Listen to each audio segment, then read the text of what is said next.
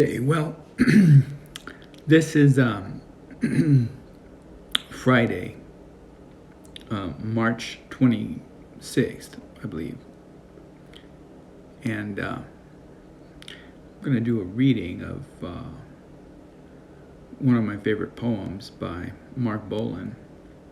Actually, I like all of Marc Bolan's early... Oh, I should make a disclaimer. I'm actually a hedgehog, not a fox, but the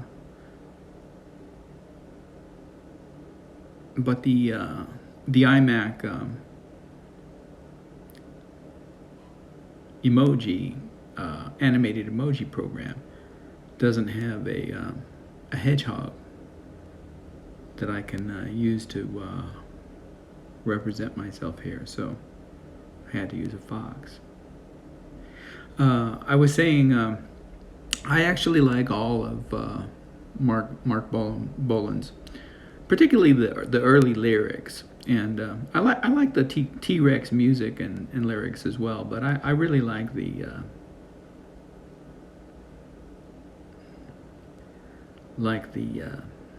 absurd hippie-ish lyrics that came out of the band Tyrannosaurus Rex, when you know that band was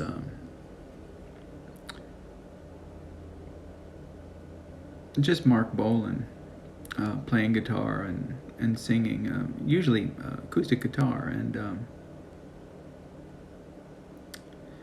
and accompanied by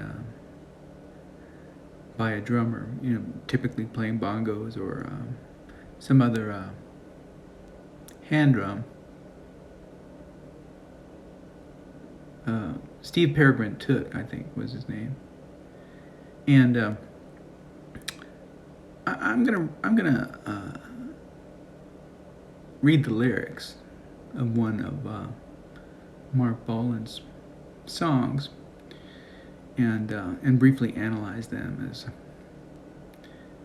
improvisatorily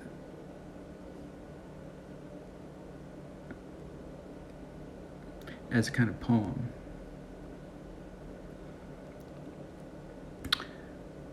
Smile, Mister Scenescof. Scenescof. That's like a neologism made out of familiar words. Lewis Carroll used to use neologism like that in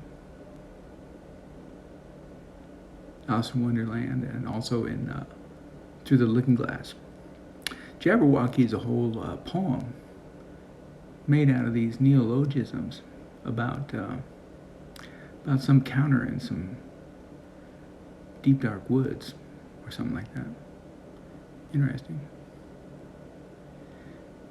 Smile your smile, Mister Scenescof. It's not hard to have runoff. I wonder if he's running from the Jabberwock. Could be. On a physical ride. Now that's very interesting, because it might not have been a physical ride. Like in that Hendrix song, Spanish Castle Magic. It's all in your mind, right? Here it's a physical ride. Interesting. Different kind of train, I guess.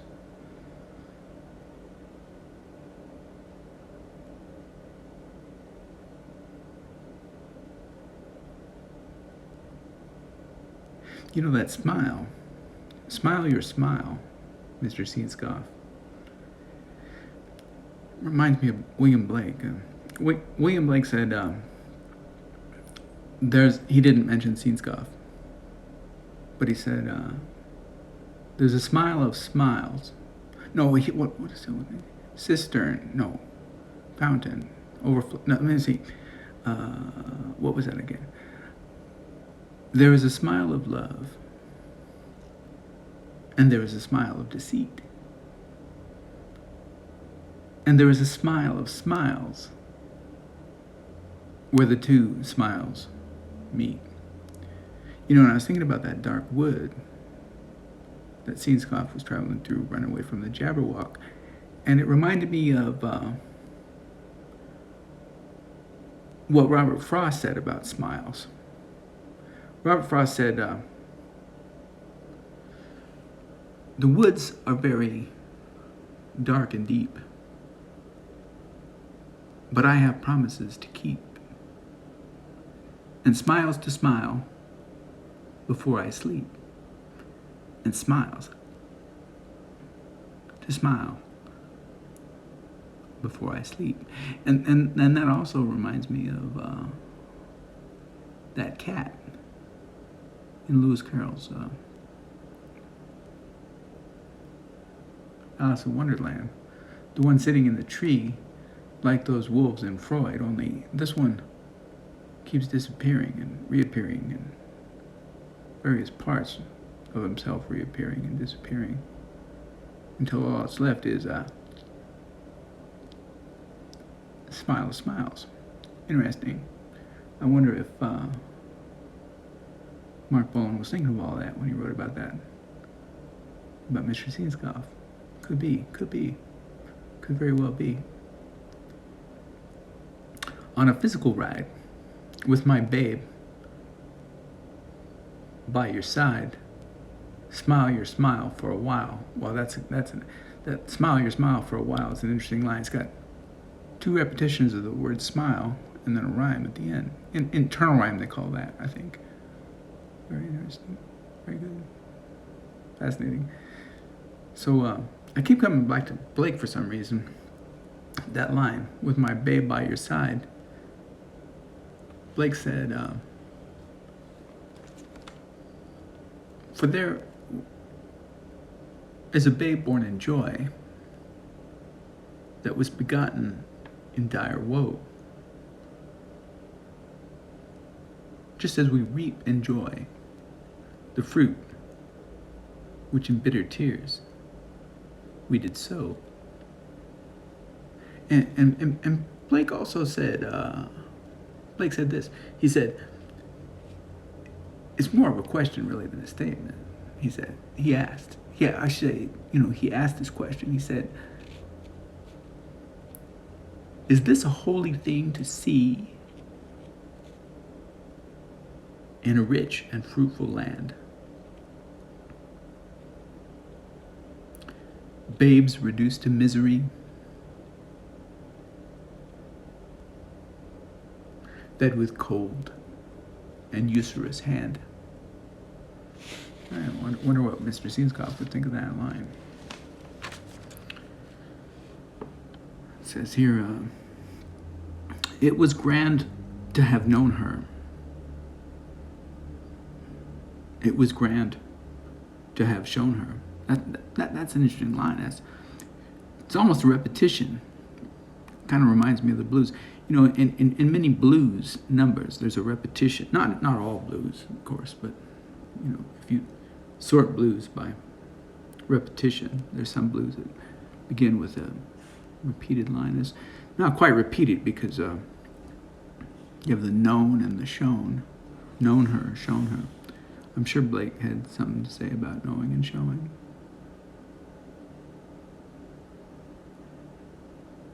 It was grand to have known her. It was grand to have shown her. I don't need anyone. That's an interesting idea. Kind of reminds me of that incredible string band song, cellular song. In Italo Calvino's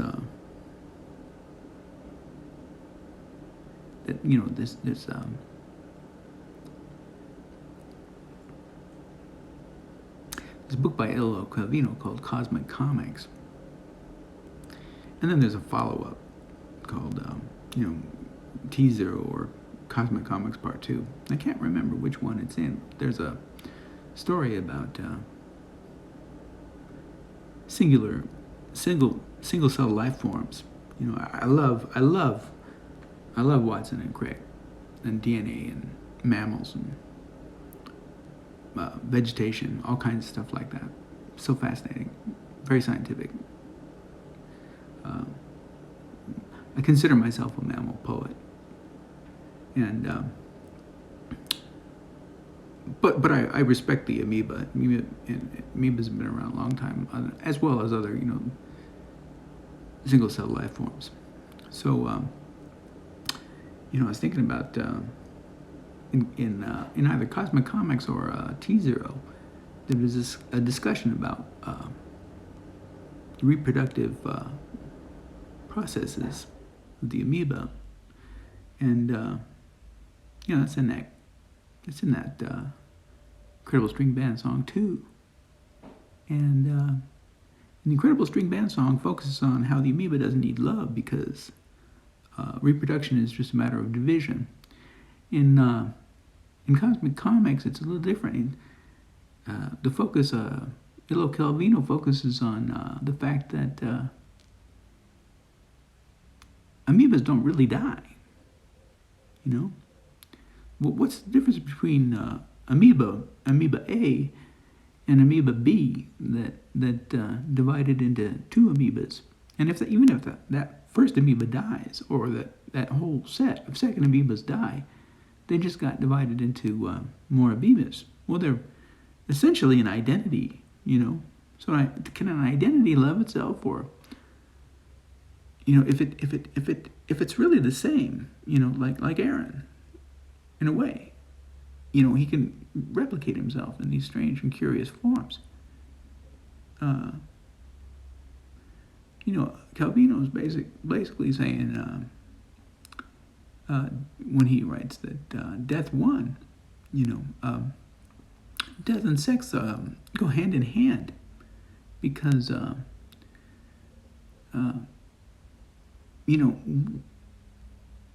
the reproductive cycle involves difference, not sameness, right? And so when the old one passes off, that's an identity, very different from the amoeba. And it's a curious kind of, metaphysics of the conditions of reproduction and death and their relationships to one another. Fascinating. So I wonder if Marc Bolan is referencing that idea. I don't need anyone to dictate all my fun. If he's thinking about himself as an amoeba there, or maybe he's thinking about tyranny, and how under tyranny everything is dictated, right? Like the way the Supreme Court today is trying to dictate what women do with their bodies, making it an issue of, pretending that it's an issue of morality when really it's an issue of control. And it's not just fun that gets dictated, is it? It's everything. Whether you can drink out of this water faucet, or wash your hands over there, use this restroom, or be protected under the law. If your lover is beaten to death, whether you have the right to complain about that or not, whether you have the right to live, maybe even whether you have the right to exist at all, and if not, then they can find a way to not only dictate what you can do, but remove you from the country. Interesting. Don't need anyone to dictate all my fun. Oh, another, just occurred to me, another reading of that line could be, I don't need anyone to dictate all my fun, right? Like, write it down. Like, here I am, I'm just talking. I'm just improvising, I'm just talking. I'm really a hedgehog, but I'm, performing as a fox, but I'm just talking. No one's dictating this to me. I mean, maybe there's someone inside my head, kind of directing what I do. Some notion of self, ego, all those things like that. But inner speech. Vygotsky talks about that. Vygotsky talks about inner speech. I won't get into the whole bicameral mind thing and the debunked, what was that guy's name?